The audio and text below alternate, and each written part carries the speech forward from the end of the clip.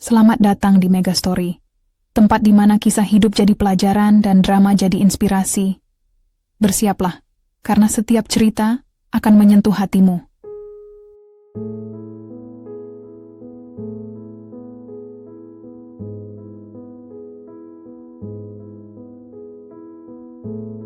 Lilis menatap layar ponselnya dengan mata berkaca-kaca. Nominal yang tertera di aplikasi pembayaran rumah sakit membuat perutnya mual. Biaya cuci darah Adi bulan ini naik lagi, Rp2.700.000. Padahal, gaji dari toko kue tempat, ia bekerja hanya cukup untuk biaya hidup sehari-hari dan obat-obatan ringan. Ia sudah mencoba mencari pekerjaan tambahan sebagai les privat dan menjual kue buatannya di media sosial, tapi hasilnya tak pernah cukup. Ia duduk di tepi kasur lusuh yang mereka gunakan bergantian dengan Adi. Kamar kos mereka sempit, hanya berisi 1 meja belajar kecil, 2 kursi plastik, dan lemari kayu yang sudah mulai lapuk. Di sudut ruangan, sebuah foto keluarga menggantung miring. Foto ibunya saat masih hidup, tersenyum hangat sambil memeluk Lilis dan Adi. Adi sedang tertidur lelap, wajahnya pucat. Setiap tarikan napasnya terdengar berat. Lilis tahu, jika tidak, segera cuci darah, kondisinya bisa semakin parah. Dokter sudah memperingatkan bahwa ginjal Adi sudah tidak bisa bekerja normal lagi, dan tanpa perawatan rutin, nyawanya terancam. Lilis merogoh tas kulit usangnya, mengeluarkan dompet tipis yang isinya hanya beberapa lembar uang 50 ribuan, totalnya belum sampai 1.500. Jauh dari cukup. Air matanya akhirnya jatuh juga. Hatinya hancur. Sejak kapan hidup mereka menjadi begini? Ibunya meninggal ketika mereka masih remaja, ayahnya kabur entah kemana setelah itu, dan kini Adi, satu-satunya saudara yang tersisa, sedang berjuang melawan penyakit yang mahal dan kejam. Ponselnya bergetar, sebuah pesan masuk dari nomor asing. "Halo Lilis, saya Gatot. Aku dengar dari Bu Yanti kalau kamu sedang kesulitan biaya pengobatan adikmu. Kalau kamu mau, aku bersedia membantu. Tapi ada syaratnya." Lilis mengerat-kerat layar ponselnya, bimbang. Siapa orang ini? Bagaimana dia tahu tentang Adi? Ia tidak mengenal siapapun bernama Pak Gatot. Tapi penasaran membuatnya membalas. "Syarat apa, Pak?" Beberapa menit kemudian, balasan datang. "Aku ingin menikahimu." Lilis membeku. Matanya membelalak, tangannya gemetar. Menikah? Dengan orang yang bahkan belum pernah ia temui. Ia memandang wajah Adi yang tertidur. Napasnya pendek-pendek, bibirnya membiru. Jika ia menolak, Adi mungkin tidak akan selamat. Esok paginya, Lilis menemui Pak Gatot di sebuah warung kopi tua di pinggir kota. Udara pagi dingin menyusup masuk meski langit cerah. Ia mengenakan baju sederhana, kerudung biru pudar, dan sepatu yang sudah mulai mengelupas di bagian tumit. Pak Gatot duduk sendirian di pojok warung, mengenakan batik coklat dan topi hitam. Wajahnya tenang, senyumnya samar, usianya jauh lebih tua daripada ayahnya dulu, mungkin sudah 60-an. "Terima kasih sudah datang," katanya ramah, menggeser gelas teh manis ke samping. Lilis duduk dengan ragu, hatinya berdebar keras. Ini pertama kalinya ia bertemu calon suaminya, jika semua ini benar-benar terjadi. Aku tidak tahu harus berkata apa," ujar Lilis pelan. Pak Gatot tersenyum. "Kamu pasti bingung, aku maklum. Tapi percayalah, niatku baik. Aku hanya ingin membantu." "Kenapa saya?" tanya Lilis hati-hati. Pak Gatot termenung sejenak. "Karena kamu mirip sekali dengan seseorang yang pernah sangat berarti bagiku." Lilis menunduk. Kata-kata itu seperti menusuk hati, meski ia tidak tahu kenapa. "Saya tidak punya uang, Pak. Saya tidak cantik, tidak punya banyak hal. Yang penting adalah hati dan tekadmu untuk melindungi orang yang kamu sayangi," jawab Pak Gatot. "Dan itu sudah cukup untukku." Lilis menatap matanya. Dalam diam, ia melihat sesuatu yang aneh, rasa peduli, tapi juga kesedihan mendalam. Seperti luka yang tak pernah sembuh. "Kalau begitu, tolong Adi saya rela apa saja." Pak Gatot mengangguk. "Aku akan urus semua biaya pengobannya. rumah sakit manapun yang kamu mau, dan kita menikah minggu depan." Lilis menelan ludah. Hanya dalam waktu seminggu, hidupnya akan berubah total. Tapi ia tidak punya pilihan lain. Seminggu berikutnya, upacara nikah digelar sederhana di sebuah masjid kecil. Hanya beberapa tetangga dan Pak Gatot yang hadir. Adi tidak bisa datang karena kondisinya yang lemah. Saat ijab kabul dilafalkan, Lilis berusaha tegak. Tapi air mata tetap mengalir. Bukan karena bahagia, tapi karena penyesalan, rasa takut, dan harapan yang rapuh. Setelah akad selesai, Pak Gatot menyentuh pundaknya lembut. "Maaf, Nak. Aku tahu ini berat bagimu. Tapi percayalah, semua ini demi kebaikan kita semua." Lilis hanya mengangguk. Ia tidak tahu apakah ia baru saja menyelamatkan nyawa sang kakak, atau justru mengubur masa depannya sendiri. Di luar masjid, angin bertiup kencang. Langit mulai mendung, seperti menggambarkan hati Lilis yang penuh badai. Tapi ia harus kuat untuk Adi, untuk hidup yang tersisa. Langit pagi itu mendung, seperti ikut berduka atas apa yang tengah terjadi. Udara di sekitar masjid kecil masih dingin dan lembab, karena embusan angin dari sawah-sawah di sekitarnya. Burung-burung berkicau pelan, seolah tak ingin mengganggu kesunyian yang menyelimuti acara akad nikah yang tidak biasa. Lilis duduk di dalam ruang pengantin sederhana. Hanya sebuah bilik kayu dengan karpet usang dan bunga plastik sebagai hiasan.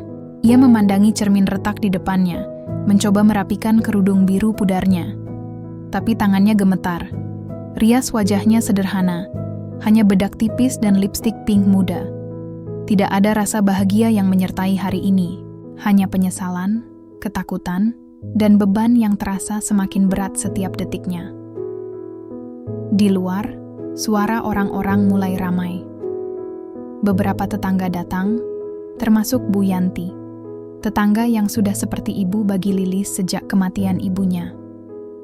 Ia menemani Lilis sejak awal, membantu urusan administrasi pernikahan, dan memberinya dukungan meski ia sendiri tahu bahwa pernikahan ini bukanlah pilihan yang ideal. "Kamu yakin, Nak?" tanya Bu Yanti pelan saat Lilis keluar dari bilik pengantin. Lilis mengangguk tanpa melemparkan pandangan pada wanita tua itu. "Aku harus yakin," jawabnya lirih. Langkah kaki mengiringi Lilis menuju tempat akad digelar. Di sana Pak Gatot sudah menunggu. Wajahnya tenang, nyaris datar. Ia mengenakan batik biru tua, peci hitam, dan sorban putih. Sorot matanya tidak menunjukkan gairah atau euforia pernikahan. Justru, ada sesuatu yang lebih dalam. Sebuah pemenuhan janji masa lalu. Atau mungkin penyesalan yang tertunda. Penghulu membuka acara dengan doa singkat. Suaranya berat, serak, tapi jelas. Setelah itu, ia menanyakan persetujuan dari kedua belah pihak. Ikhtiar untuk menyelamatkan jiwa adalah hal mulia, gumam sang penghulu sebelum melanjutkan ijab kabul. Saat kata-kata itu terucap, Lilis menunduk. Hatinya terasa seperti disayat-sayat. Ini bukan pernikahan biasa. Bukan pertemuan dua jiwa yang saling mencinta. Ini adalah transaksi hidup, kontrak antara harapan dan pengorbanan. Saya terima nikah dan kawin Lilis binti Mulyati dengan mas kawin 5 gram emas dan biaya pengobatan Adi secara penuh. Ucap Pak Gatot dengan nada mantap. Lilis menelan ludah. Tangannya gemetar. Ia menatap lantai masjid yang retak-retak. Matanya berkaca-kaca. Ia ingin menangis, tapi air mata tidak mau keluar. Hatinya terlalu berat untuk bisa menumpahkan air mata. "Iya, saya terima," jawabnya parau. Tepuk tangan kecil dari hadirin terdengar. Tapi Lilis tidak merasakan apapun. Tidak ada tepuk tangan hati yang menyambut hari ini. Hanya kesedihan yang menggenang di dalam dirinya. Setelah akad selesai, Lilis dipersilakan duduk di sebelah Pak Gatot.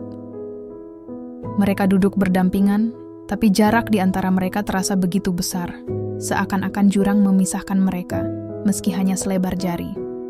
Bu Yanti mendekat, membawa segelas teh hangat dan kue tradisional sebagai simbol syukur. "Minumlah sayang, kamu pasti lelah." Lilis tersenyum tipis, lalu menerima gelas itu dengan Tangan gemetar. Tehnya manis, tapi rasanya hambar. Semanis apapun teh ini, tidak akan bisa menghapus kepahitan yang ia telan hari ini. Adi tidak bisa hadir. Ia sedang menjalani cuci darah di rumah sakit. Kondisinya membaik setelah Pak Gatot langsung membayar seluruh tunggakan biaya medisnya. Tapi Lilis tahu, kakaknya sangat sedih dari pesan terakhir yang ia terima. Maafin aku, Kak. Aku tahu kamu korbanin hidupmu buat aku. Aku nggak rela, tapi aku juga nggak punya kekuatan lagi. Lilis mengetik balasan dengan tangan gemetar. Jangan mikirin itu. Cepat sembuh. Itu aja yang penting. Tapi air matanya jatuh juga. Di pojok layar ponsel, foto mereka waktu masih kecil terpampang jelas. Adi menggendong Lilis, tersenyum lebar. Sekarang, mereka terpisah oleh jarak dan nasib yang berbeda. Setelah semua acara selesai, Lilis dibawa pulang ke rumah baru, rumah Pak Gatot. Rumah besar 2 lantai dengan pagar besi hitam dan taman luas penuh bunga. Berbeda sekali dengan kos-kosan sempit yang ia tinggalkan. Di dalam mobil, Lilis duduk di kursi belakang. Pak Gatot duduk di depan, bersama sopirnya.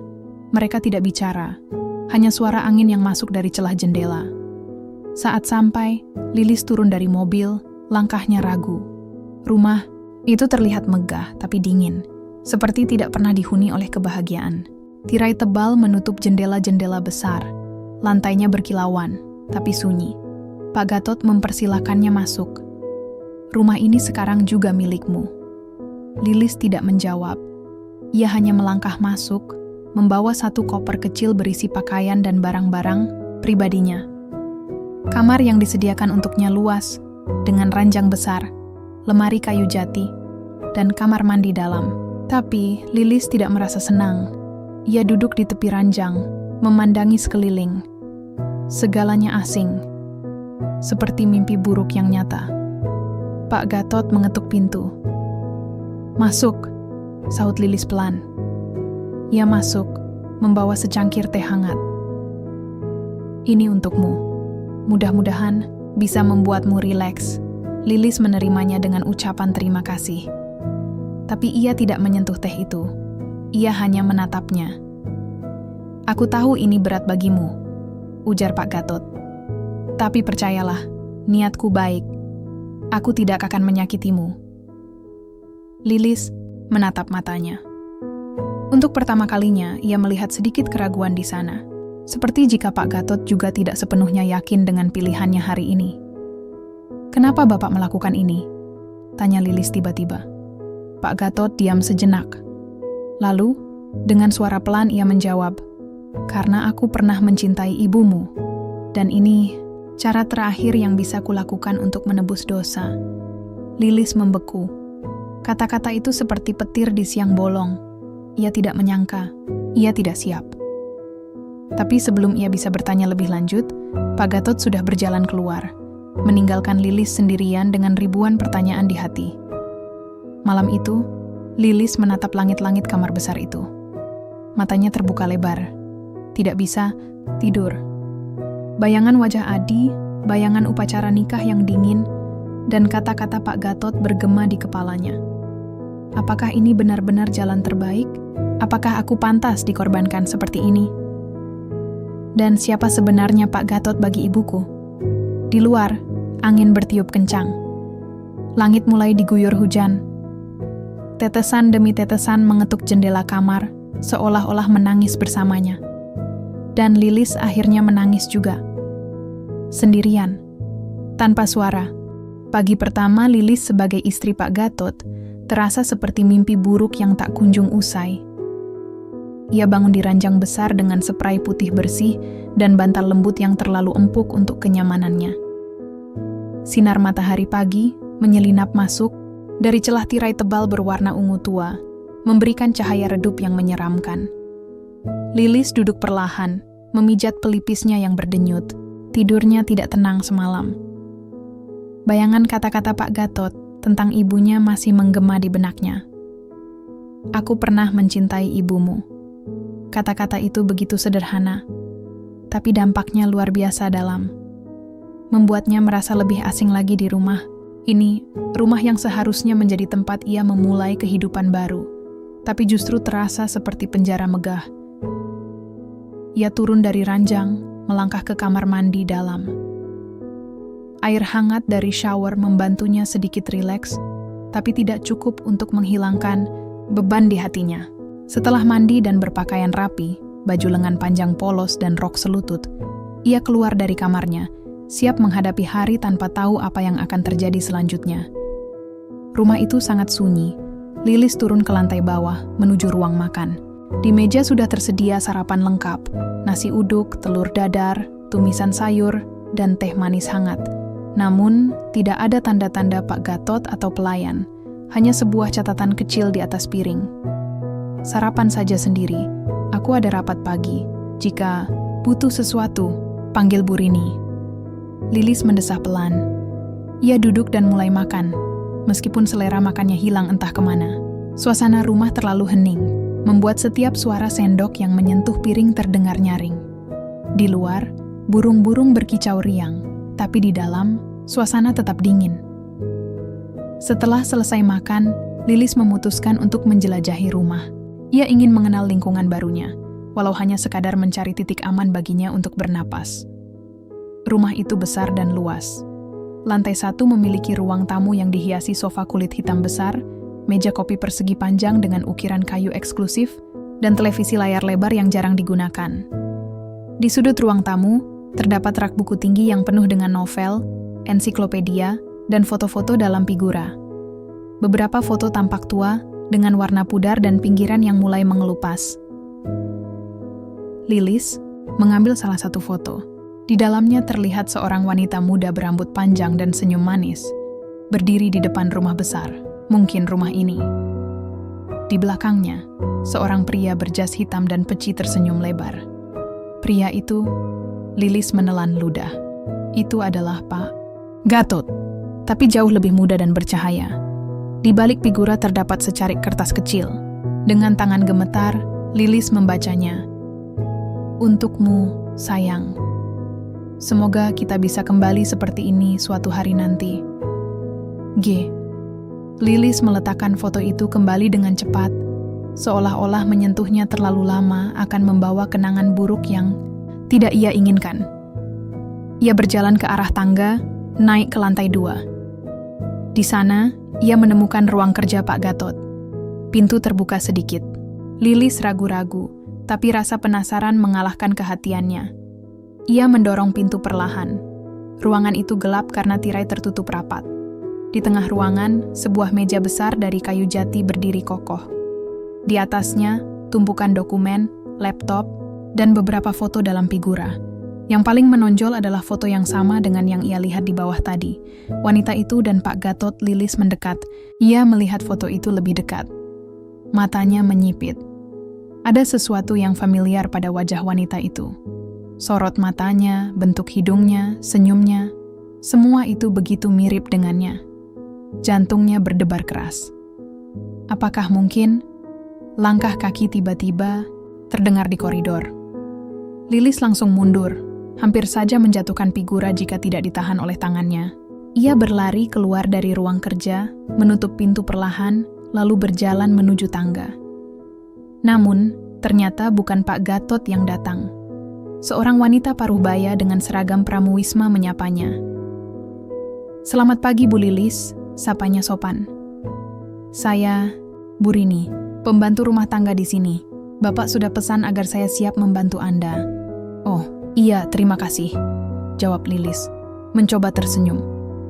Tapi saya baik-baik saja, tidak perlu repot-repot. Bu Rini tersenyum ramah.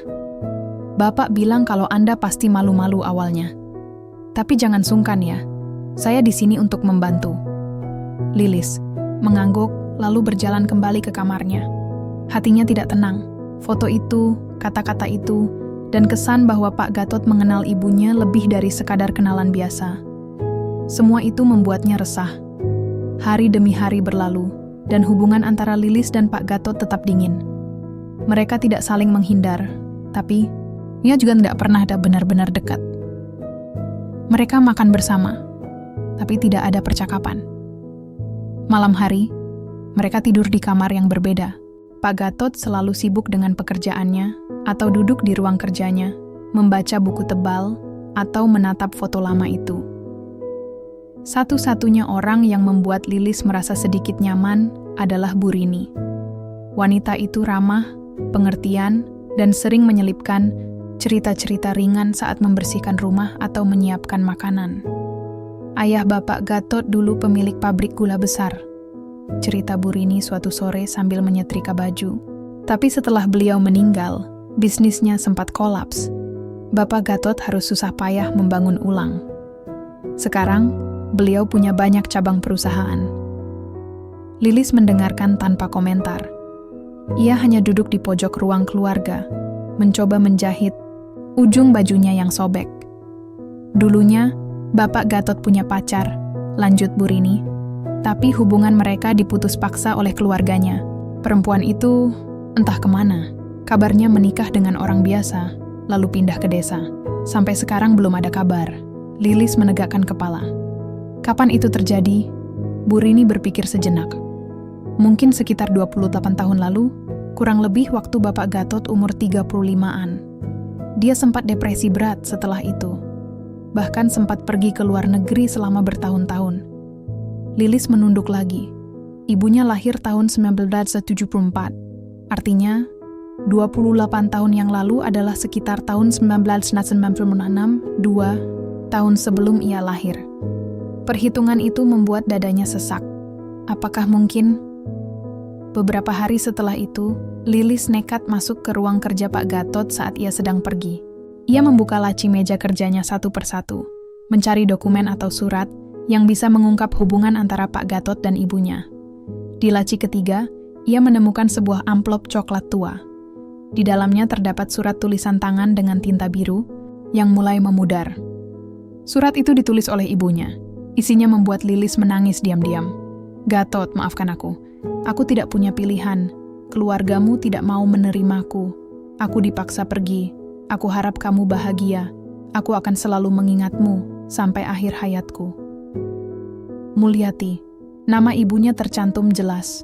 Surat itu ditujukan untuk Pak Gatot. Lilis duduk di lantai, memeluk lututnya erat-erat. Hatinya hancur. Tapi kali ini, bukan karena rasa takut atau kesedihan biasa. Ini adalah kebenaran yang tidak ia sangka akan temui. Kebenaran yang membuat segalanya semakin rumit. Dan ia tidak tahu harus berbuat apa. Hari itu cuaca mendung. Langit terlihat gelap, seolah-olah menahan hujan yang tak kunjung turun. Lilis sedang duduk di ruang keluarga sambil membaca buku yang ia ambil dari rak besar di lantai bawah. Buku itu berjudul Kisah Cinta Yang Tak Terlupakan, tapi Lilis tidak bisa fokus pada isinya. Hatinya kacau setelah menemukan surat ibunya beberapa hari lalu. Tiba-tiba, suara mobil mewah Pak Gatot terdengar dari halaman depan.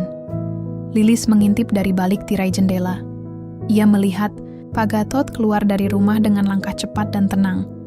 Wajahnya datar seperti biasa. Tapi ada sesuatu yang aneh. Ia tidak memberitahu siapapun bahwa ia akan pergi. Bahkan Bu Rini tidak tahu. Lilis memperhatikan Pak Gatot masuk ke dalam mobil hitam miliknya. Sopir pribadinya sudah menunggu di dalam. Setelah mobil itu bergerak pergi, Lilis merasa ada sesuatu yang tidak biasa. Ada rasa penasaran yang mulai menggerogoti hatinya. Ia tidak tahu mengapa, tapi ia merasa harus mengikutinya. Beberapa menit kemudian, Lilis naik ke motor tua yang dulunya milik Adi. Motor itu masih bisa digunakan meski kadang rewel saat di starter. Dengan kerudungnya disampirkan santai di kepala dan jaket tipis dipakai untuk menghalau angin dingin pagi, ia berangkat mengikuti mobil Pak Gatot dari kejauhan. Jalanannya cukup ramai karena belum terlalu pagi, tapi Lilis berhasil menjaga jarak agar tidak ketahuan. Mobil itu berbelok ke arah pinggiran kota, menuju sebuah kompleks pemakaman tua yang jarang dikunjungi orang. Lilis memarkir motornya agak jauh, lalu menyelinap masuk ke area pemakaman dengan langkah pelan. Ia menyembunyikan diri di balik pohon besar yang berdiri kokoh di tengah jalur utama. Dari sana, ia bisa melihat Pak Gatot sedang berdiri di depan sebuah nisan tua. Di sampingnya, seorang wanita tua berpakaian sederhana juga berdiri. Wanita itu tampak rapuh dengan rambut putih yang disanggul rapi dan sorban biru pudar di atas kepalanya. Ia membawa sebuah amplop tebal warna coklat. Pak Gatot mengangguk pelan, lalu menerima amplop itu dari tangan wanita tua tersebut. Mereka hanya bertukar beberapa kalimat singkat sebelum wanita itu berjalan pergi, meninggalkan Pak Gatot sendirian di hadapan Nisan. Lilis tidak bisa mendengar apa yang mereka bicarakan, tapi matanya tidak lepas dari amplop itu. Ia ingin tahu isi amplop tersebut. Mengapa Pak Gatot bertemu wanita tua ini secara diam-diam? Siapa wanita itu? Dan kenapa semua ini terasa begitu rahasia? Setelah beberapa menit berdiri di sana, Pak Gatot akhirnya berjalan kembali ke mobilnya. Lilis buru-buru kembali ke tempat parkirnya, mencoba menyembunyikan jejak kehadirannya. Saat tiba di rumah, Lilis pura-pura sibuk membersihkan meja makan. Bu Rini sedang sibuk di dapur, jadi tidak menyadari bahwa Lilis baru saja pulang. Saat Pak Gatot masuk, ia langsung menuju ruang kerjanya tanpa menyapa siapapun. Malam harinya, Lilis tidak bisa tidur. Bayangan pertemuan tadi siang terus mengganggunya. Ia merasa seperti sedang memainkan peran dalam film yang tidak ia mengerti alurnya. Setiap kali ia mengira sudah mengetahui semuanya, selalu ada rahasia lain yang muncul. Keesokan harinya, Lilis berusaha bersikap biasa. Tapi saat Pak Gatot pergi lagi, kali ini ia langsung menuju ruang kerjanya dan mengunci pintu dari dalam. Lilis memanfaatkan kesempatan itu untuk mencari informasi tentang wanita tua itu. Ia ingat wajah wanita itu. Sorot matanya yang teduh, senyum, samarnya, dan cara ia memegang amplop itu, seolah-olah itu adalah barang berharga yang tidak boleh hilang. Dengan nekat, Lilis memutuskan untuk mencari pemakaman itu lagi. Ia mencatat alamat kasar dari peta digital, lalu berangkat sendiri dengan motor. Setelah sampai, ia berjalan menyusuri makam-makam tua, mencari nisan yang tadi dikunjungi oleh Pak Gatot. Setelah beberapa menit, ia menemukannya. Nisan itu tertutup, lumut dan ukiran nama di batu nisan sudah mulai menghilang. Tapi Lilis bisa membaca dengan jelas. Aryani, istri tercinta, 1950-1998. Lilis membeku. Aryani. Nama itu familiar baginya. Ibunya pernah menyebut nama itu dalam cerita masa kecilnya. Aryani adalah sahabat Mama, gumam Lilis pelan. Dia yang menemani Mama saat hamil kamu. Lilis menunduk, tangannya gemetar. Jadi, wanita tua itu adalah teman baik ibunya? Lalu mengapa ia memberikan amplop kepada Pak Gatot? Ia memutuskan untuk mencari tahu lebih lanjut. Dengan alamat yang ia dapat dari daftar makam di pos penjagaan pemakaman, ia mencari alamat wanita tua itu. Setelah 1 jam berkendara, Lilis sampai di sebuah rumah tua di pinggiran desa. Rumah itu sederhana, bahkan bisa dibilang reot.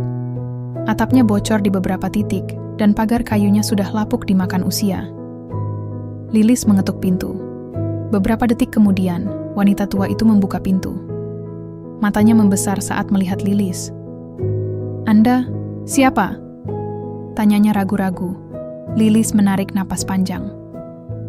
"Saya Lilis, anak dari Mulyati. Saya ingin tahu tentang amplop itu."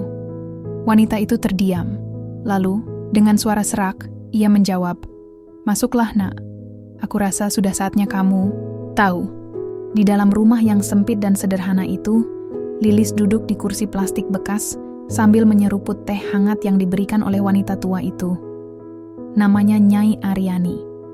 Ia dulu tinggal di kota yang sama dengan ibu Lilis dan menjadi salah satu orang yang paling dekat dengannya. Ia juga tahu tentang hubungan antara ibu Lilis dan Pak Gatot. "Ayahmu, atau seharusnya aku bilang, calon ayahmu dulu sangat mencintai ibumu," kata Nyai Aryani perlahan. "Tapi keluarganya tidak merestui. Mereka memaksanya menikahi perempuan dari keluarga kaya. Dan ibumu, dia dipaksa pergi." Lilis menelan ludah. "Lalu, mengapa dia tetap menikahiku?"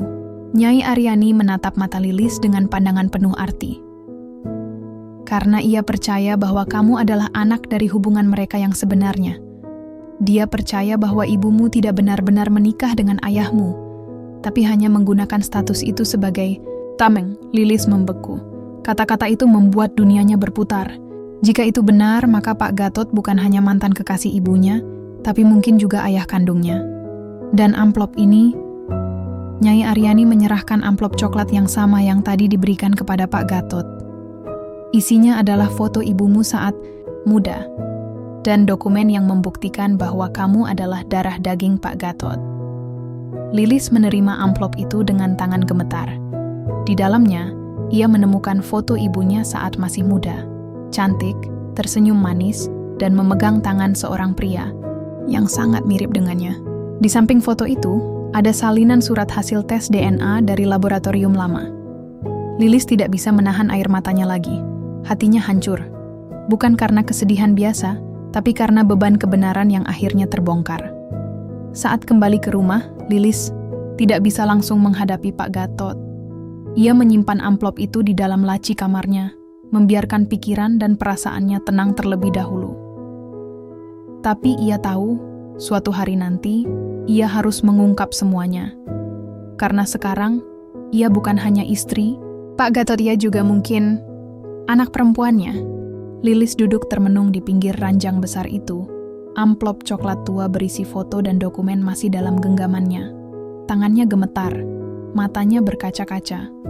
Udara dingin dari pendingin ruangan tidak mampu menembus rasa panas yang mengalir di tubuhnya, rasa kebingungan, ketakutan, dan kepedihan yang tak bisa dijelaskan dengan kata-kata. Ia menatap foto ibunya. Mulyati tampak begitu muda, sekitar awal 20-an tahun. Rambutnya panjang dan lurus, tersenyum lebar, dengan mata penuh semangat hidup.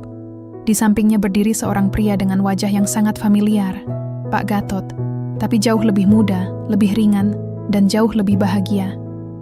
Sorot matanya hangat, tangan mereka saling bertautan erat. Kehidupan yang sempurna, atau setidaknya begitulah yang terlihat. Tapi Lilis tahu, dari cerita-cerita yang pernah diucapkan oleh ibunya saat ia masih kecil, bahwa hubungan itu tidak pernah sampai pada akhir yang baik. Bayangan masa lalu mulai mengalir deras seperti banjir yang tidak bisa dicegah. Ia ingat suatu malam, saat hujan turun deras di atas genteng rumah kontrakan mereka. Ia baru saja berusia 7 tahun, dan Adi sedang tertidur di kamar sebelah. Ibunya memanggilnya ke ruang tengah, membawanya duduk di depan televisi yang menyala, redap. "Kamu tahu, nak," bisik ibunya sambil mengusap rambut Lilis pelan. "Dulu mama punya pacar. Dia orang baik, tapi keluarganya tidak merestui kami." Lilis yang masih kecil menatap ibunya dengan tatapan polos. "Kenapa, Ma?" Ibunya tersenyum getir. "Karena mama bukan dari keluarga yang hebat seperti dia. Keluarganya ingin dia menikahi wanita yang lebih pantas." "Jadi, kamu nggak sayang sama dia lagi?" Mulyati menggeleng pelan. "Oh, mama tetap sayang. Sampai sekarang pun, mama masih sering ingat padanya. Tapi cinta tidak selalu cukup untuk membuat semua menjadi baik, nak." Lilis tidak mengerti benar waktu itu, tapi ia ingat bagaimana sorot mata ibunya saat bicara tentang pria itu. Campuran antara kerinduan dan kesedihan yang mendalam. Ada sesuatu yang hilang, sesuatu yang tak pernah bisa kembali. Dan sekarang, foto itu ada di tangannya. Pria yang disebut ibunya sebagai cinta pertama, dan satu-satunya adalah Pak Gatot, ayah tirinya. Atau mungkin, ayah kandungnya? Lilis meletakkan foto itu perlahan, lalu membuka dokumen di dalam amplop. Surat tes DNA yang sudah usang, dengan tanda tangan dokter yang tidak dikenal dan cap laboratorium kecil di pinggiran kota. Hasilnya menyebutkan persentase kemiripan genetik antara dirinya dan seorang laki-laki bernama Gatot Prasetyo, nama lengkap Pak Gatot. Persentase itu tinggi, sangat tinggi, mendekati angka pasti. Lilis menutup matanya rapat-rapat, mencoba menahan air mata yang mulai menggenang. Jika ini benar, maka ia bukan hasil pernikahan resmi antara ibunya dan pria yang selama ini ia anggap sebagai ayah. Artinya, ia adalah anak hasil hubungan gelap antara ibunya dan Pak Gatot. Artinya juga, pernikahannya dengan Pak Gatot adalah incest. Lilis bangkit dari tempat duduknya, langkahnya goyah, hatinya berdebar keras, seperti akan meledak. Ia berjalan menuju jendela, membuka tirai, dan menatap langit malam yang penuh bintang. Dingin menusuk kulit, tapi ia tidak peduli. Apa yang harus ia lakukan? Haruskah ia memberitahu Pak Gatot bahwa ia tahu kebenaran ini? Atau sebaiknya ia diam saja, menjalani kehidupan tanpa status ini sebagai istri sekaligus mungkin anak perempuan dari pria itu? Ia mengingat hari-hari setelah pernikahannya. Bagaimana Pak Gatot selalu menjaga jarak, tidak pernah menyentuhnya, hanya membayar biaya pengobatan Adi, dan memastikan ia hidup layak. Apakah itu karena ia tahu bahwa ia adalah ayahnya?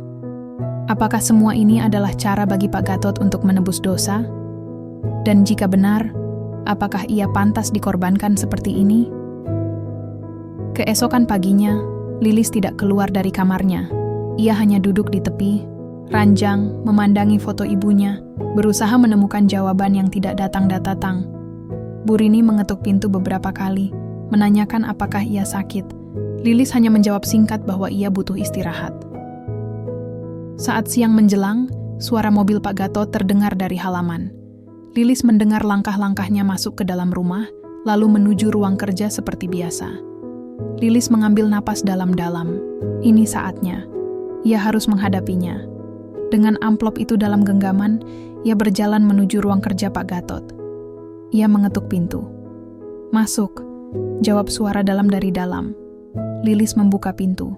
Pak Gatot sedang duduk di kursi kayu jati besarnya, mengetik di laptop.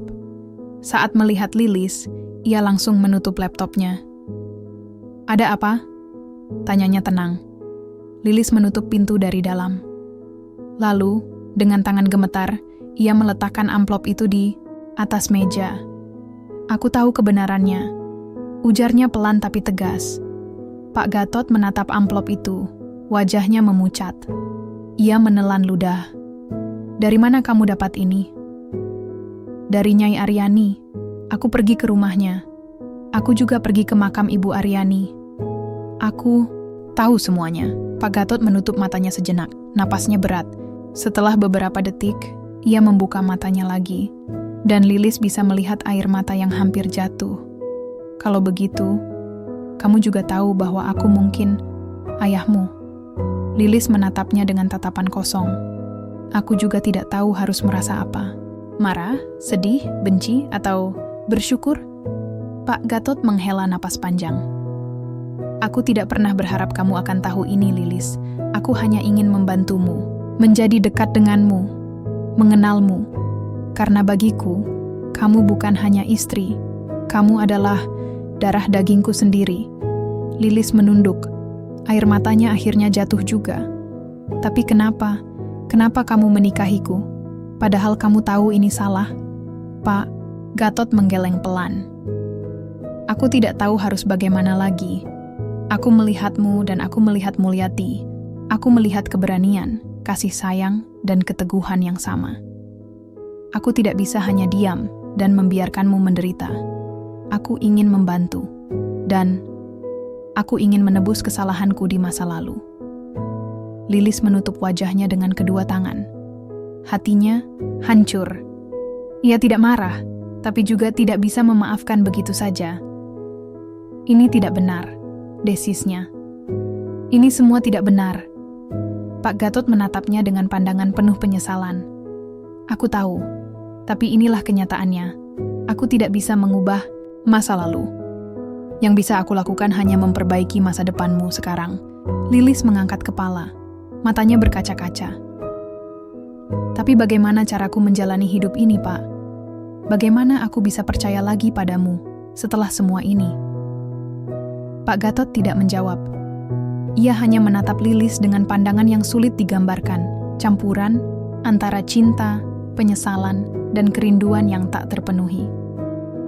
Di luar, hujan mulai turun.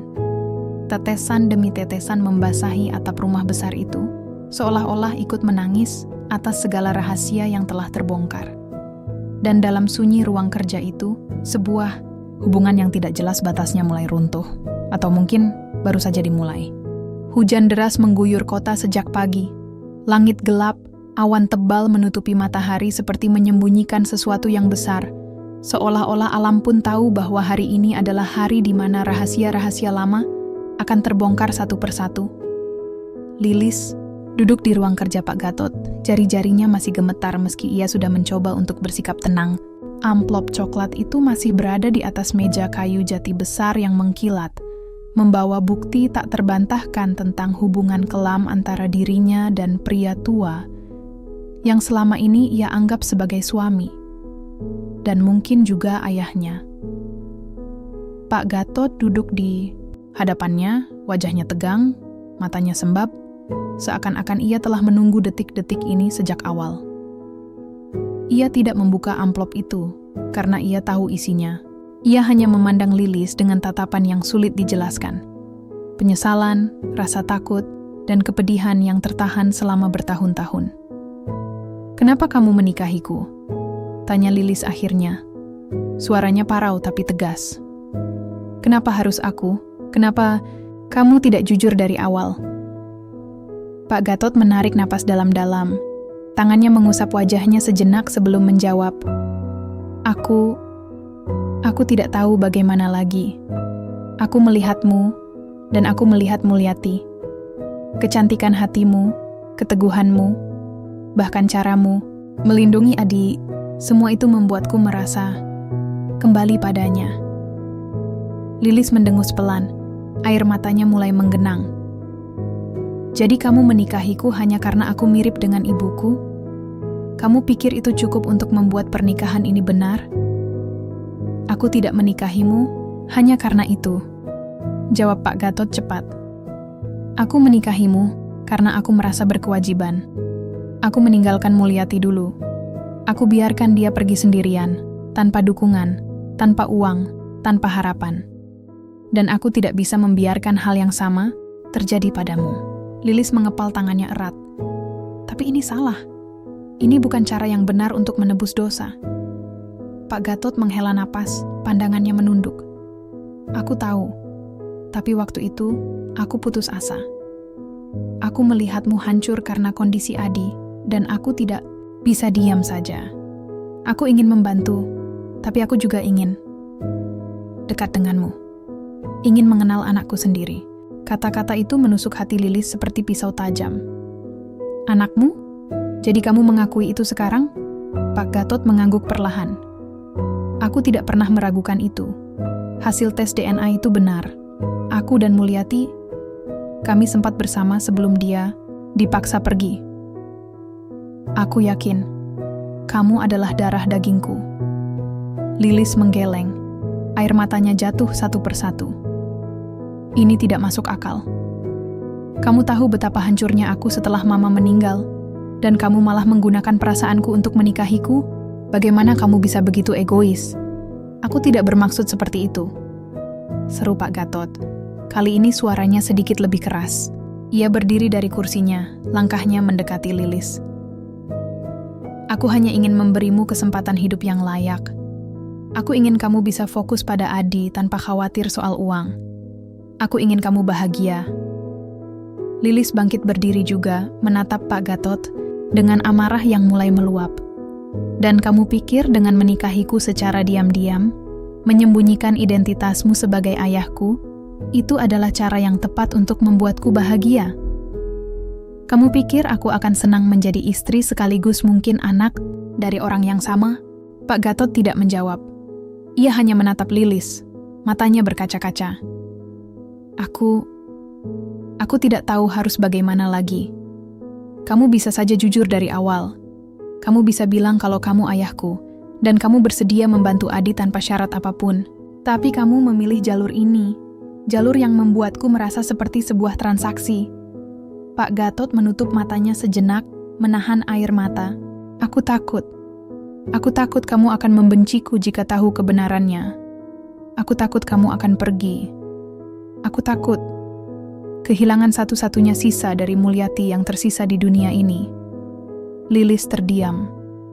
Kata-kata itu membuat dadanya sesak. Ia tahu, Pak, Gatot menyimpan penyesalan yang sangat dalam, tapi itu tidak cukup untuk membuat segala sesuatunya menjadi benar. "Kamu tidak punya hak untuk membuat keputusan itu sendiri," desisnya. "Kamu tidak punya hak untuk mengorbankan masa depanku demi menebus masa lalumu yang penuh penyesalan." Pak Gatot menghela napas panjang. "Aku tahu, dan aku tidak akan pernah menyalahkanmu jika kamu membenciku. Lilis menatapnya sekali lagi, lalu berjalan menuju pintu. Tangannya gemetar saat membuka pegangan pintu. "Sampai kapanpun, aku tidak akan bisa memaafkanmu jika kamu tetap mempertahankan pernikahan ini," ujarnya tanpa menoleh. "Kalau kamu benar-benar peduli padaku, lepaskan aku, biarkan aku pergi." Ia membuka pintu, dan tanpa menunggu jawaban, ia keluar dari ruang kerja itu. Di luar, hujan semakin deras. Air mengalir deras di atap rumah besar itu, seolah-olah ikut menangis atas konflik yang baru saja terjadi. Lilis berjalan menuju kamarnya, langkahnya berat, hatinya hancur. Ia tidak tahu apa yang akan terjadi selanjutnya. Apakah Pak Gatot akan melepaskannya? Apakah ia akan tetap tinggal di rumah ini atau pergi mencari tempat lain? Apakah Adi akan baik-baik saja jika ia meninggalkan perlindungan finansial ini? Tapi satu hal yang ia tahu dengan pasti, ia tidak bisa terus hidup dalam hubungan yang dibangun di atas rahasia dan penyesalan. Beberapa jam kemudian, Bu Rini mengetuk pintu kamar Lilis. "Ada surat untukmu dari Bapak," bisiknya dari balik pintu. Lilis membuka pintu dengan ragu. Surat itu diserahkan kepadanya, ditulis di atas kertas tebal dengan tulisan tangan yang rapi dan elegan. Ia membacanya perlahan.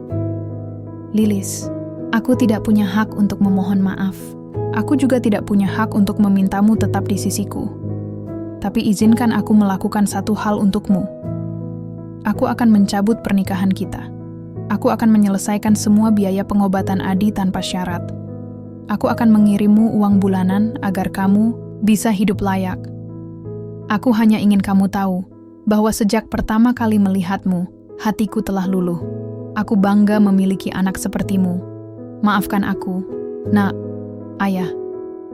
Lilis menutup surat itu dengan tangan gemetar. Air matanya jatuh lagi, tapi kali ini bukan karena amarah. Kali ini, ia menangis karena ia akhirnya bisa bernapas lega. Karena akhirnya, ia bebas.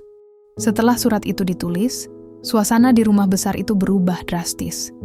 Tidak ada pertengkaran hebat, tidak ada teriakan atau air mata yang mengalir deras lagi. Hanya kesunyian yang mencekam, seperti awan tebal sebelum badai. Lilis tinggal di kamar seolah-olah itu adalah bentengnya sendiri. Ia tidak keluar kecuali untuk makan atau ke kamar mandi. Ia menolak ajakan Bu Rini untuk jalan-jalan keluar rumah, menolak tawaran Pak Gatot untuk bicara lebih lanjut, dan bahkan menolak menerima kabar tentang Adi dari pihak rumah sakit. Ia merasa hidupnya sedang tergantung di antara dua dunia. Dunia masa lalu yang penuh rahasia dan penyesalan, serta dunia masa depan yang masih gelap dan tidak pasti. Pak Gatot juga tidak dalam kondisi yang baik. Sejak hari konfrontasi itu, ia menjadi sangat pendiam. Ia tidak pernah lagi masuk ke ruang kerja, hanya duduk termenung di taman belakang dengan foto Ibu Lilis di pangkuannya. Terkadang, ia tersenyum kecil, tapi seringkali matanya berkaca-kaca. Tubuhnya semakin kurus, wajahnya semakin pucat. Bahkan Bu Rini mulai khawatir akan kesehatannya. "Apa Bapak sudah makan?" tanya Bu Rini suatu pagi saat membawakan teh hangat. "Pak," Gatot menggeleng pelan. "Aku tidak lapar." Bu Rini menatapnya dengan tatapan prihatin. "Bapak harus menjaga kesehatan, kalau tidak nanti malah jadi sakit." Pak Gatot tersenyum getir. "Jantungku sudah sakit sejak lama, Bu. Tidak ada obat yang bisa menyembuhkannya." Sementara itu, kondisi Adi sempat membaik. Setelah semua tunggakan biaya pengobatannya diselesaikan oleh Pak Gatot, dokter menyatakan bahwa Adi bisa menjalani cuci darah secara rutin tanpa khawatir pembatalan. Obat-obat mahal pun mulai menunjukkan efek positif pada tubuhnya. Namun, meski kondisi fisiknya membaik, mentalnya mulai hancur. Beberapa hari setelah pernikahan Lilis, Adi mencoba menghubungi Lilis lewat telepon. Namun nomor itu selalu sibuk atau tidak aktif.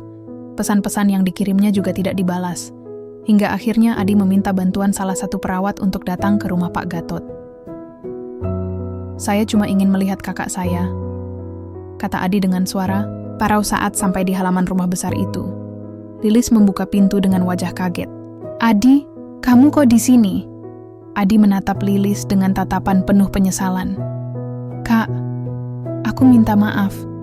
Aku tahu kamu menikahi Pak Gatot karena aku. Tapi aku tidak rela. Aku tidak rela kamu korbanin hidupmu buat aku. Lilis menatap adiknya dengan mata berkaca-kaca. Kamu ngomong apa sih? Ini semua demi kamu. Aku tahu. Itulah kenapa aku tidak bisa tenang. Adi menepuk dadanya sendiri. Aku lihat kamu menderita. Aku lihat kamu sedih. Aku tahu kamu tidak bahagia. Dan aku tidak bisa terima itu, Kak. Lilis menunduk. Hatinya hancur. Tapi kamu akan mati jika aku tidak melakukan ini. Adi menggeleng. Lebih baik aku mati daripada kamu hidup dalam penderitaan seperti ini. Kata-kata itu membuat Lilis terdiam. Air matanya jatuh tanpa sadar. Adi mendekat, memeluk Lilis erat. Aku janji, Kak. Aku akan usaha sendiri. Aku tidak mau kamu terus begini.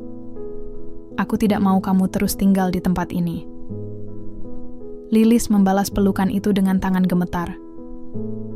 Ia ingin percaya pada Adi. Ia ingin yakin bahwa semuanya bisa berjalan lancar tanpa dirinya tetap bersama Pak Gatot.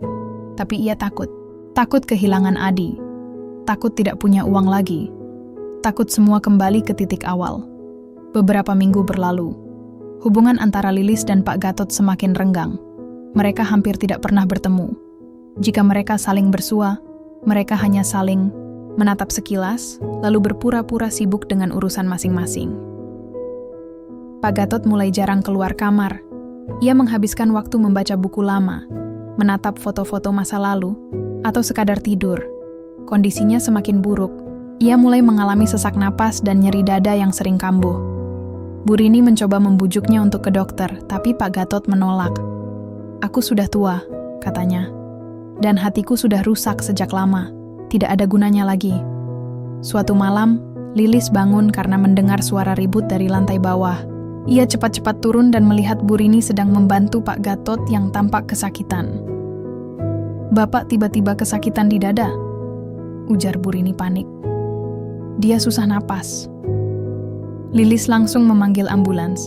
Dalam perjalanan ke rumah sakit, Pak Gatot sempat menatap Lilis dengan pandangan aneh, campuran ketakutan, rasa bersalah, dan kerinduan yang tak terpenuhi. Aku minta maaf. Desisnya perlahan. Lilis menatapnya dengan tatapan dingin. Jangan bicara dulu, tenangkan napasmu. Tapi Pak Gatot tetap bicara. Aku hanya ingin kamu bahagia. Lilis menelan ludah, hatinya terasa sakit, tapi ia tidak tahu apakah itu karena kasihan atau amarah. Di rumah sakit, dokter menyimpulkan bahwa Pak Gatot mengalami gagal ginjal kronis yang sudah memburuk. Selain itu, tekanan darahnya sangat rendah dan jantungnya melemah. Ada kemungkinan dia tidak bisa bertahan lama lagi, kata dokter itu kepada Lilis. Lilis membeku. Dari balik tirai putih di ruang rawat inap, Lilis menatap Pak Gatot yang tertidur lelap. Wajahnya pucat, tubuhnya lemas. Meskipun ia membenci segala hal tentang hubungan mereka, ia tidak bisa sepenuhnya membencinya. Ada bagian dalam dirinya yang masih merasa simpati, bahkan sayang. Karena meskipun cara yang dipilih salah, niat Pak Gatot tetaplah baik. Karena meskipun ia menikahinya dengan alasan egois, ia tetap menyelamatkan nyawa Adi. Dan karena meskipun ia adalah ayah tirinya, ia tetap berusaha menjadi orang tua yang peduli. Lilis duduk di kursi di samping tempat tidur Pak Gatot, menatap langit-langit ruangan yang putih. Ia tidak tahu apa yang akan terjadi besok. Tapi ia tahu, ia harus siap menghadapi kenyataan bahwa mungkin ia akan kehilangan dua orang penting dalam hidupnya dalam waktu yang hampir bersamaan. Ayahnya dan saudaranya. Malam itu, hujan turun lagi. Langit hitam, angin bertiup kencang, dan lampu-lampu jalan berkedip-kedip karena listrik naik turun. Lilis menutup mata, mencoba tidur. Tapi bayangan masa lalu, masa kini, dan masa depan yang tidak pasti terus menghantuinya. Dan ia tahu, esok akan menjadi hari yang lebih berat dari sebelumnya. Langit rumah sakit terasa lebih rendah dari biasanya. Lampu neon menyala redup, menyebar cahaya putih dingin yang membuat setiap sudut ruangan terlihat begitu steril dan tidak ramah. Di tengah keheningan itu, Lilis duduk di kursi plastik keras di depan ruang rawat Pak Gatot. Jas hujan basah masih melekat di tubuhnya. Hujan semalam suntuk membuat udara luar terasa sangat lembab, tapi ia tidak merasa dingin. Hatinya sudah jauh lebih dingin dari sekadar angin malam. Dari balik tirai putih yang menutupi tempat tidur Pak Gatot, suara alat monitor berbunyi pelan, menghitung detak jantung pria tua itu yang semakin melemah. Lilis memandangi wajahnya yang pucat. Ia tertidur, napasnya tersengal-sengal, seperti jika setiap tarikan adalah yang terakhir. Lilis mengusap wajahnya dengan kedua tangan. Hatinya bergejolak. Rasa bersalah, amarah, dan keraguan saling bertautan tanpa bisa ia uraikan. Ia tidak bisa membenci Pak Gatot sepenuhnya, meskipun ia tahu bahwa hubungan mereka dibangun atas dasar penipuan dan rasa penyesalan masa lalu. Tapi bagaimana mungkin ia bisa melupakan semua ini? Pintu ruangan terbuka perlahan. Dokter Adi, Dokter Farida, masuk dengan langkah tenang. Wajahnya tampak serius, tapi juga sedikit ragu-ragu. Lilis, sapanya pelan. Lilis mendongak. Ada apa, Dok? Dokter Farida menarik napas sejenak sebelum menjawab. Aku baru saja selesai bicara dengan tim medis tentang kondisi Adi. Lilis langsung tegak. Bagaimana kabarnya? Dia baik-baik saja? Dokter Farida mengangguk. Secara fisik, kondisinya stabil. Cuci darahnya lancar, obatnya bekerja sesuai harapan. Tapi, aku ingin bicara tentang satu hal lain. Lilis menatap dokter itu dengan tatapan bingung. Apa itu? Dokter Farida duduk di sebelahnya, menatap Lilis dengan pandangan yang sulit diartikan. Aku hanya ingin kamu tahu, biaya pengobatan Adi sebenarnya bisa ditanggung oleh BPJS. Bahkan untuk kelas premium, selama dia terdaftar sebagai peserta aktif. Dan ternyata, Adi sudah terdaftar sejak beberapa tahun lalu. Lilis membeku. Apa? Bisiknya tak percaya. Dokter Farida mengangguk. Biaya pengobatan Adi bisa dikurangi hingga 80%. Dan sisa 20% itu pun bisa dicicil secara bertahap. Jadi, sebenarnya Pak Gatot tidak perlu menikahimu demi menyelamatkan nyawa Adi. Kata-kata itu menusuk telinga Lilis seperti jarum panas. Dunia terasa berputar. Napasnya mulai memburu. Dadanya terasa sesak. Jadi, selama ini, ia tidak perlu menikahi Pak Gatot. Semua ini tidak perlu terjadi. Lilis berdiri mendadak, kursi plastiknya terdorong ke belakang dengan bunyi gesekan keras. Ia menatap Dokter Farida dengan mata berkaca-kaca. Kenapa baru sekarang Anda bilang ini? Suaranya gemetar. Kenapa baru sekarang? Dokter Farida menunduk. Maafkan aku juga baru tahu kemarin saat merevisi data pasien.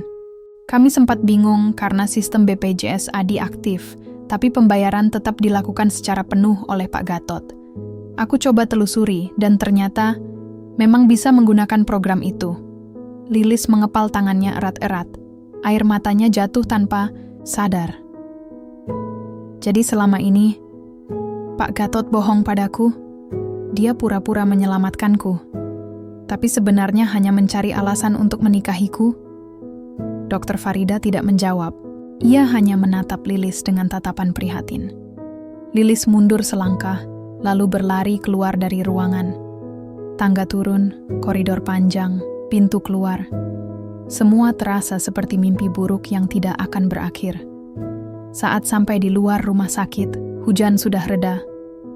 Udara malam terasa dingin, tapi Lilis tidak peduli. Ia duduk di bangku taman kecil di depan gedung, menatap langit gelap. Hatinya hancur. Tidak hanya karena ia merasa ditipu, tapi juga karena ia tahu, bahkan jika Pak Gatot jujur, ia mungkin tetap akan melakukan hal yang sama. Karena ia tahu, ia tidak punya pilihan lain waktu itu. Tapi apakah itu cukup untuk membenarkan segala hal? Esok paginya, Lilis datang ke rumah besar itu. Ia membawa amplop surat dari rumah sakit yang berisi informasi lengkap tentang status BPJS Adi. Ia ingin Pak Gatot tahu bahwa ia tahu kebenaran ini. Namun, Bu Rini menyambutnya dengan wajah muram. Bapak kondisinya makin buruk semalam, ujarnya, pelan. Dokter bilang, mungkin hari ini atau besok. Lilis diam sejenak, lalu berjalan menuju kamar Pak Gatot. Ia menemukan pria tua itu dalam keadaan lemah, napasnya tersengal-sengal. Matanya setengah terbuka, sorotannya sayu. Lilis duduk di samping tempat tidurnya. Ia meletakkan amplop itu di atas meja. "Aku tahu kebenarannya," katanya pelan. "BPJS Adi bisa menanggung biaya pengobatannya. Kamu tidak perlu menikahiku." "Pak," Gatot menatapnya dengan susah payah. Matanya berkaca-kaca. Aku... Lilis menahan air matanya. "Kenapa kamu tidak jujur dari awal? Kenapa kamu harus membuatku merasa seperti transaksi hidupmu?" Pak Gatot menghela napas berat. "Aku takut kehilangan kesempatan untuk dekat denganmu. Aku takut kamu tidak akan pernah memberiku ruang. Jika bukan karena Adi." Lilis menunduk. Hatinya hancur.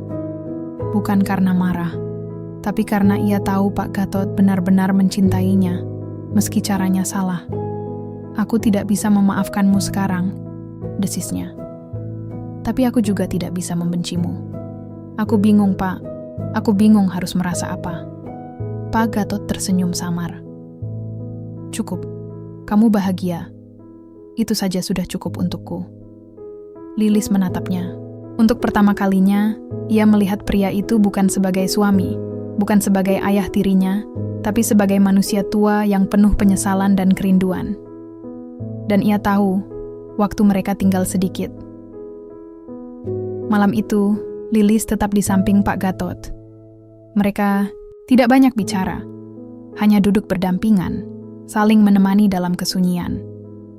Pukul 2 dini hari, Pak Gatot mengembuskan napas terakhirnya.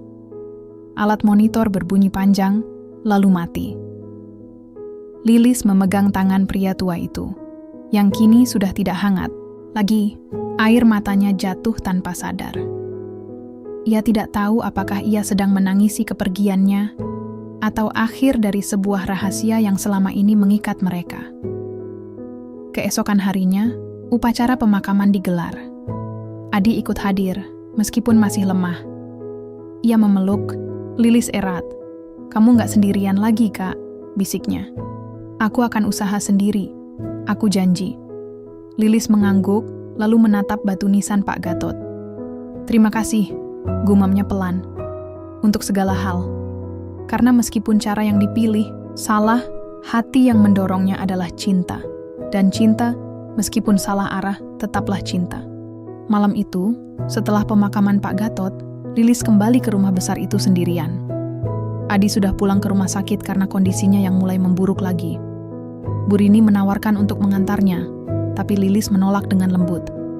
"Aku butuh waktu sendiri," katanya pelan. Rumah terasa lebih sunyi dari biasanya. Suara angin yang berdesir di antara dedaunan dan bunyi tik-tik jam dinding adalah satu-satunya suara yang menyertai langkah kaki Lilis saat ia masuk ke dalam. Ia tidak tahu harus pergi kemana. Kamar itu terlalu besar, ruang keluarga terlalu dingin, dan dapur terlalu penuh kenangan. Ia akhirnya menuju ruang kerja Pak Gatot. Pintu kayu jati itu terbuka sedikit. Lilis mendorongnya perlahan.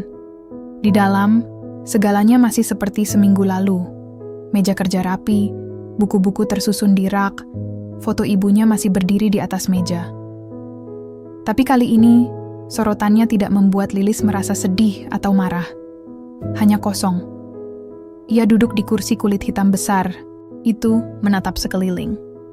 Di pojok ruangan, sebuah brankas baja berdiri kokoh, tertutup rapat. Lilis ingat kata-kata Bu Rini beberapa hari sebelumnya. "Bapak bilang kalau kamu ingin tahu semua tentang masa lalunya, lihat saja isi brankas itu. Tapi hanya kamu yang punya hak membukanya." Lilis bangkit, mendekati brankas itu. Di sisi kanan, bawah, ada keypad kecil dengan layar digital. Ia mencoba beberapa kombinasi tanggal penting. Hari lahirnya, hari meninggalnya ibu, hari pernikahan mereka, tapi semua gagal. Saat hampir menyerah, ia melihat secarik kertas kecil terjepit di balik bingkai foto ibunya. Ia mengambilnya dengan hati-hati. Di kertas itu tertulis, 74 Papa 5 Lilis mengingat-ingat. 17 April 1985, Itu adalah tanggal lahir ibunya. Ia kembali ke brankas, mengetik kode itu dengan tangan gemetar. Tombol hijau menyala. Bunyi klik terdengar, dan pintu brankas terbuka perlahan, isinya membuat napasnya tertahan. Tumpukan dokumen tua, surat-surat kuning, foto-foto usang, dan amplop-amplop coklat tebal. Semua tampak seperti artefak dari masa lalu yang sengaja disembunyikan. Lilis mengambil salah satu amplop. Di dalamnya terdapat surat tulisan tangan yang langsung ia kenali. Surat dari ibunya. Ia membacanya dengan napas tertahan. Gatot sayang, aku tidak tahu apakah kamu akan pernah membaca surat ini. Aku hanya bisa berdoa, semoga suatu hari nanti kamu akan menemukannya. Aku minta maaf karena aku tidak berani mengirim surat ini. Aku takut. Keluargamu terlalu kuat. Aku hanya perempuan biasa dari keluarga biasa. Aku tidak punya apa-apa selain cinta untukmu. Tapi aku juga tidak bisa tinggal diam ketika mereka memaksaku pergi. Aku tidak bisa tinggal diam ketika mereka menyebarkan fitnah tentangku. Aku tidak bisa tinggal diam ketika mereka mengatakan bahwa aku hanya mengejar uangmu. Padahal, aku hanya ingin hidup bersamamu. Menjadi istri yang baik, ibu yang baik untuk anak-anak kita. Tapi mereka tidak percaya. Mereka bahkan menyewa orang untuk mengikutiku. Mereka mengancamku. Dan kemudian, ada insiden di gang belakang toko kain. Aku dipukul, ditendang, diseret. Aku tidak tahu siapa pelaku sebenarnya. Tapi setelah itu, aku tidak bisa hamil lagi. Aku kehilangan bayi pertama kita. Aku tidak bisa tinggal di kota ini lagi. Aku dipaksa pergi. Dan meskipun aku mencintaimu, aku harus melepaskanmu. Maafkan aku. Mulyati Lilis menjatuhkan surat itu. Napasnya memburu. Air matanya jatuh tanpa sadar. Ibunya sempat hamil dan seseorang telah menyakitinya sampai ia kehilangan janin itu. Lilis mengambil surat lain, dan lain, dan lain lagi. Setiap surat berasal dari ibunya, ditulis dalam waktu berbeda, tapi isinya sama, penyesalan, kerinduan, dan kesedihan yang mendalam. Ada satu surat yang menarik perhatiannya. Surat itu lebih pendek, tapi isinya menusuk hati. Aku tidak tahu siapa yang melakukan ini padaku, tapi aku yakin ada keterlibatan seseorang dari keluargamu. Seseorang yang membenciku, seseorang yang tidak ingin hubungan kita berhasil. Aku takut, aku merasa diawasi, aku merasa diserang dari segala arah. Aku tidak tahu apa yang akan terjadi besok. Jika sesuatu terjadi padaku, jagalah dirimu, jagalah cinta kita dalam hatimu. Mulyati Lilis menutup mata. Hatinya hancur. Ibunya tahu bahwa ia akan mati muda. Ia merasa terancam. Dan mungkin penyebab kematian ibunya bukanlah kecelakaan seperti yang selama ini ia pikir. Lilis keluar dari ruang kerja dengan langkah goyah. Ia membawa seluruh surat itu turun ke ruang tamu. Di sana, Bu Rini sedang membersihkan meja kopi. Bu Rini, panggil Lilis dengan suara serak. Kamu tahu siapa yang paling membenci ibuku? Bu Rini terkejut. Ia menatap Lilis dengan tatapan ragu-ragu. Saya tidak tahu pasti, jawabnya pelan. Tapi dulu, ada seseorang dari keluarga besar Bapak Gatot yang sangat membencinya.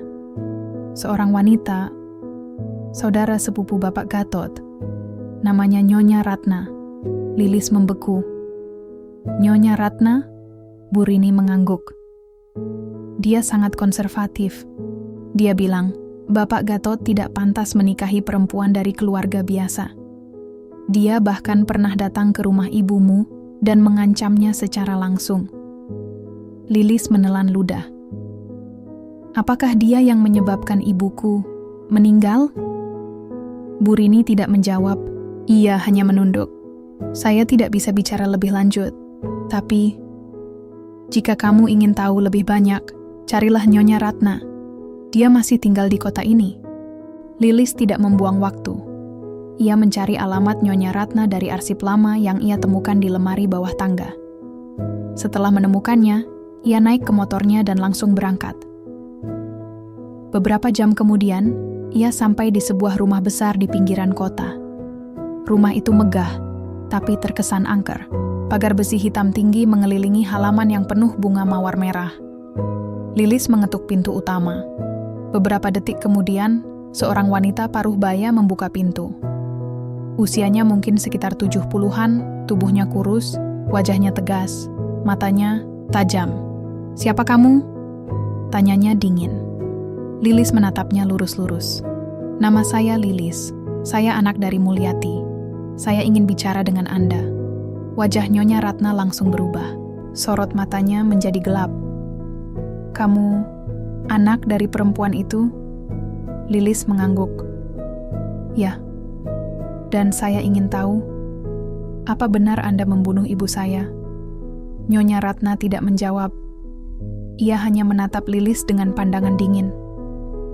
Lalu, dengan suara serak, ia berkata, "Aku tidak membunuh ibumu, tapi aku tidak menyangkal bahwa aku ingin dia pergi.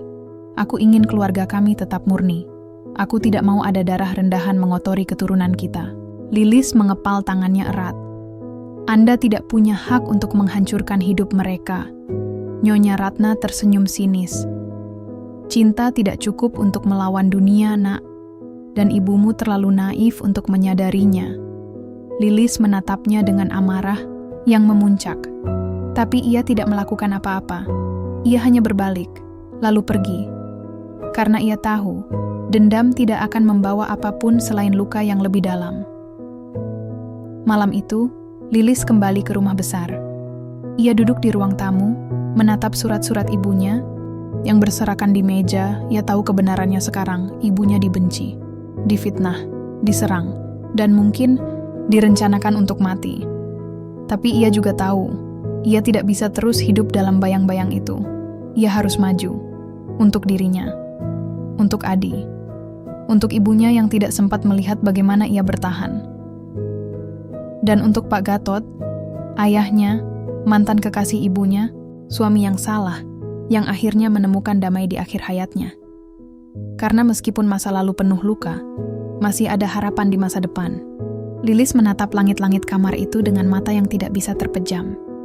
Di luar, hujan turun deras sejak tadi malam, membasahi genteng rumah besar yang sudah mulai tua. Suara tetesan air dari talang yang tersumbat mengisi kesunyian malam. Tapi bagi Lilis, suara itu tidak menenangkan, hanya membuatnya semakin gelisah. Di atas meja kecil di samping tempat tidur, sebuah tas ransel hitam tertutup rapat. Isinya adalah barang-barang penting. Dokumen identitas diri dan Adi, beberapa pakaian ganti, uang hasil tabungan kecil-kecilan selama tinggal di rumah ini, dan surat-surat lama dari ibunya, bukti bahwa ia adalah anak dari Pak Gatot, tapi juga bukti tentang bagaimana masa lalu mereka dihancurkan oleh keluarga besar dan dendam orang-orang yang membenci cinta itu. Lilis sudah membulatkan tekad, ia akan pergi. Keesokan paginya ia berpura-pura seperti biasa. Ia sarapan bersama. Bu Rini membersihkan ruang tamu, bahkan menyiram bunga di halaman belakang. Tapi setiap gerakannya diatur sedemikian rupa agar tidak mencurigakan. Ia tahu, jika Pak Gatot menduga ia akan pergi, ia tidak akan dibiarkan begitu saja. Pak Gatot sendiri terlihat lebih baik hari ini. Wajahnya tidak seredup biasanya, meskipun tubuhnya masih lemah akibat kondisi ginjalnya yang semakin buruk. Ia duduk di ruang kerjanya, membaca koran sambil sesekali melirik ke arah Lilis yang sedang menyiram bunga di luar. "Kamu tampak ceria hari ini," katanya tiba-tiba saat Lilis masuk kembali ke dalam rumah. Lilis tersenyum tipis. "Hari ini cuacanya lumayan bagus, walau hujan tadi malam." Pak Gatot mengangguk pelan. "Aku senang kamu merasa nyaman di sini." Lilis diam sejenak. Hatinya berdebar. Ini adalah momen yang sangat rawan. Jika ia salah bicara, rencananya bisa gagal. "Aku mau izin, Pak," ujarnya perlahan. "Aku ingin menjenguk Adi siang ini. Sudah beberapa hari aku tidak ke rumah sakit." Pak Gatot menatapnya dengan tatapan dingin. "Tentu saja, aku tidak pernah melarangmu." Lilis mengangguk cepat. "Terima kasih." Lalu ia berbalik, berjalan menuju kamarnya. Tapi Pak Gatot sudah tahu. Setelah Lilis masuk ke kamar, Pak Gatot langsung memanggil Bu Rini.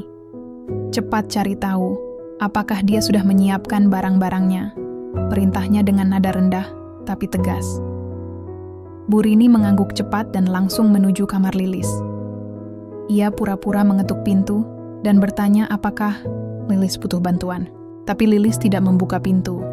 Hanya jawaban singkat dari balik pintu. "Aku sedang sibuk, Bu. Nanti saja ya." Bu Rini menoleh ke Pak Gatot yang menunggu di tangga bawah. Ia menggeleng pelan. Pak Gatot menutup matanya sejenak.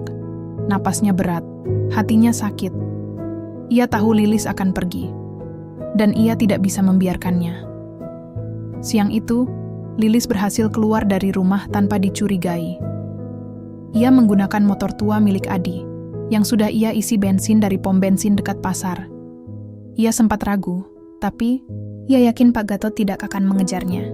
Lagi pula, kondisi fisik pria tua itu jauh dari kata stabil. Namun, saat ia sampai di pinggiran kota, sebuah mobil hitam mewah tiba-tiba berhenti di depannya. Lilis mengerem mendadak, motornya oleng sejenak sebelum ia bisa mengendalikan kembali. Dari dalam mobil, Pak Gatot keluar. Ia berjalan dengan langkah goyah, wajahnya pucat, napasnya tersengal-sengal, tapi sorot matanya tajam. "Turun," perintahnya. Lilis tidak menuruti. Ia hanya menatapnya dengan pandangan dingin. "Maaf, Pak, aku tidak bisa tinggal di sini lagi." Pak Gatot mendekat. "Kamu harus pulang. Kamu belum selesai di sini." Lilis mengepal tangannya erat.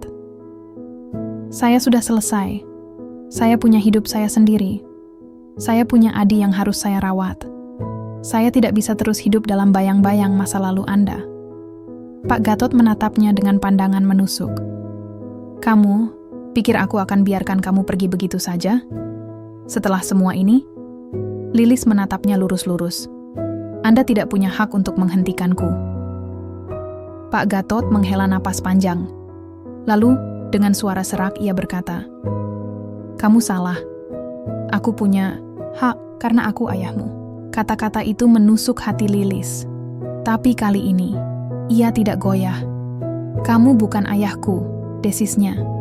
Ayah tidak akan memaksa anaknya menikahinya demi menebus penyesalan masa lalu. Wajah Pak Gatot langsung berubah. Sorot matanya menjadi marah, tapi juga luka. Ia maju selangkah, lalu tiba-tiba tubuhnya limbung. "Pak!" Lilis refleks turun dari motor dan mencoba menahannya.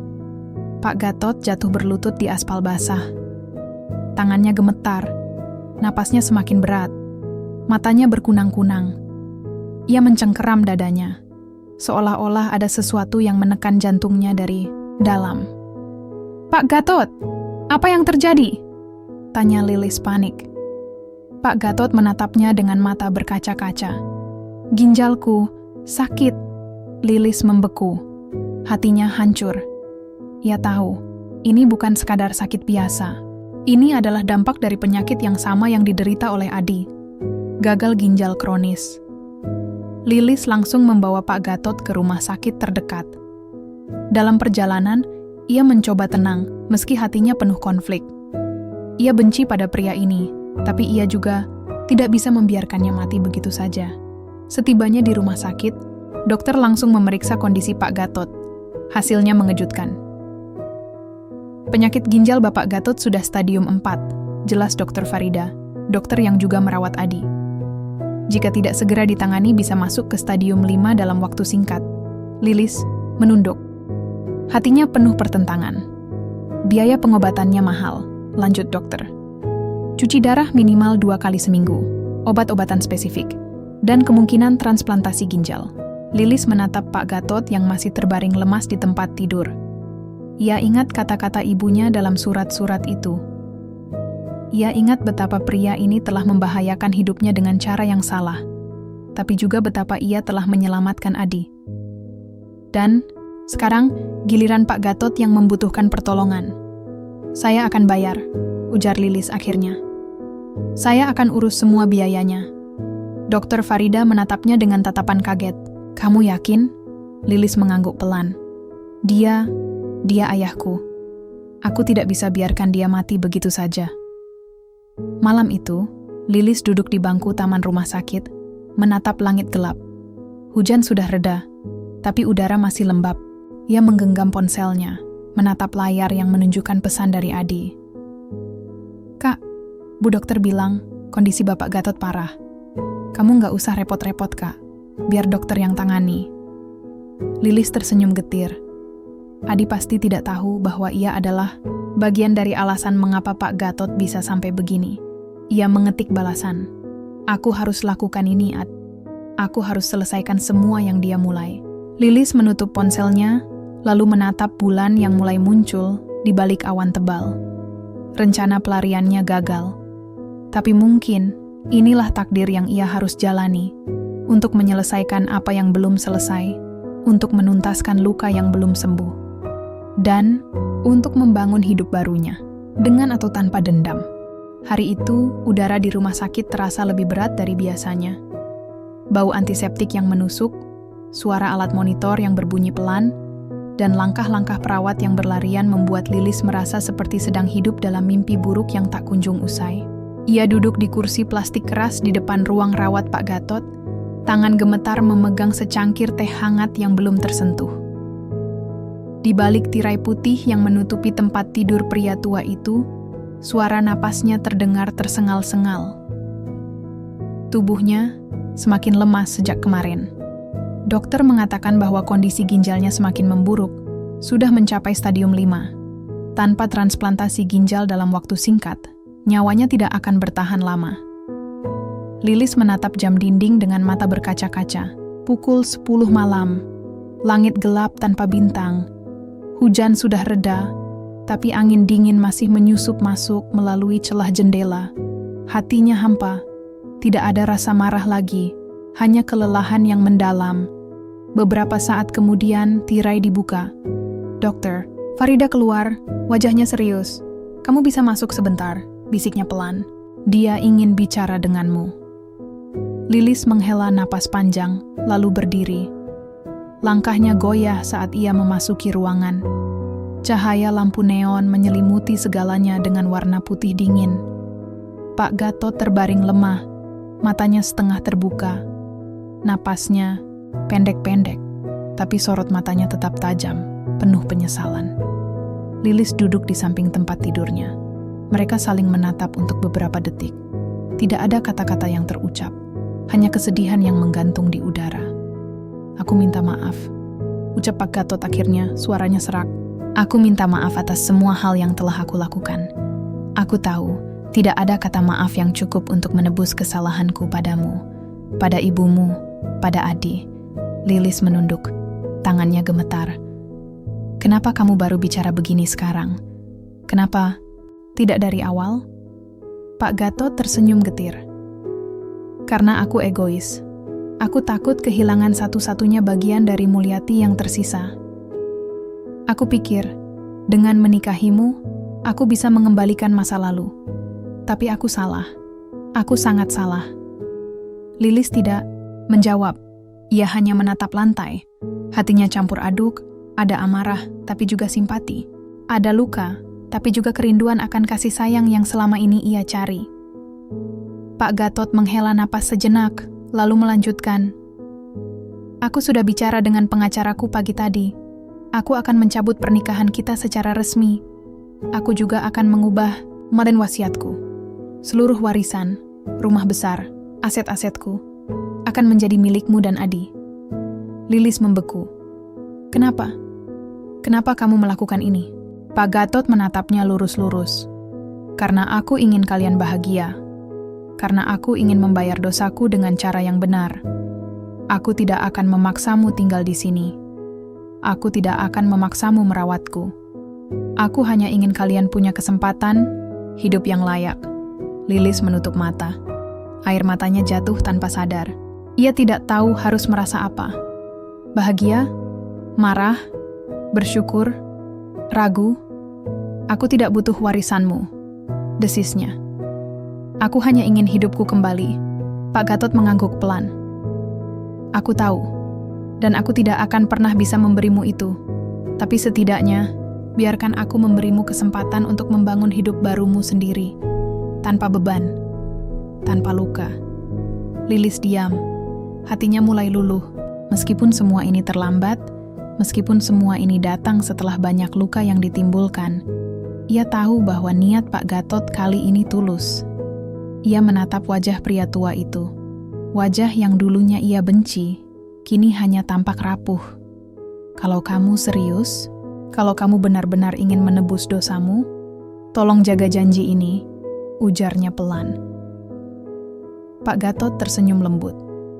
Aku akan menjaganya sampai akhir hayatku, bahkan setelah aku pergi. Beberapa hari berikutnya, proses pencabutan pernikahan dimulai. Pengacara Pak Gatot menyelesaikan semua dokumen secara cepat. Surat cerai disiapkan, sidang dilangsungkan di pengadilan agama, dan akhirnya hubungan pernikahan mereka secara resmi diakhiri. Adi, yang sempat khawatir akan dampak finansial bagi pengobatannya, akhirnya lega ketika Lilis memberitahu bahwa Pak Gatot tetap akan menjamin semua biaya pengobatannya tanpa syarat apapun. Aku tidak percaya, gumam Adi saat mereka duduk di ruang tunggu rumah sakit. Dia benar-benar berubah? Lilis mengangguk pelan. Aku juga tidak menyangka, tapi mungkin dia akhirnya menyadari betapa salahnya semua ini. Adi menatap Lilis dengan tatapan prihatin. Dan kamu baik-baik saja? Lilis tersenyum tipis. Aku belum sepenuhnya pulih, tapi aku mulai bisa bernapas lega. Saat Pak Gatot dipindahkan ke ruang isolasi karena kondisinya yang semakin kritis, Lilis tetap datang setiap hari. Bukan karena kewajiban, tapi karena dorongan hati yang sulit dijelaskan. Ia tahu pria itu adalah ayahnya. Ia tahu ia pernah membahayakan hidupnya. Tapi ia juga tahu pria itu telah berusaha memperbaiki semuanya sebelum ajal menjemput. Suatu sore, Pak Gatot memanggil Lilis. Kamu percaya padaku? Tanyanya dengan napas tersengal. Lilis menatapnya dengan pandangan tenang. Aku percaya bahwa kamu benar-benar menyesal. Itu saja sudah cukup untukku. Pak Gatot tersenyum samar. Lalu dengan suara serak ia berkata, Aku bangga padamu, nak. Aku harap kamu bisa hidup lebih baik dariku, lebih bebas, lebih bahagia. Lilis menatapnya, air matanya jatuh tanpa sadar. Ia menggenggam tangan pria tua itu, yang kini sudah tidak kuat lagi. Terima kasih, bisiknya. Malam itu langit kota terlihat jernih. Bintang-bintang bersinar terang. Angin bertiup pelan, membawa aroma bunga dari taman rumah sakit. Dari balik tirai ruang isolasi, suara monitor berbunyi panjang. Lilis menutup mata. Hatinya sakit, tapi damai. Karena kali ini, ia bukan sedang kehilangan suami, tapi ia sedang melepaskan ayahnya. Beberapa bulan telah berlalu sejak hari itu. Hari terakhir Pak Gatot bernapas. Bulan-bulan setelahnya terasa seperti proses penyembuhan yang perlahan. Seperti air hujan yang meresap ke dalam tanah kering, memberi kehidupan baru.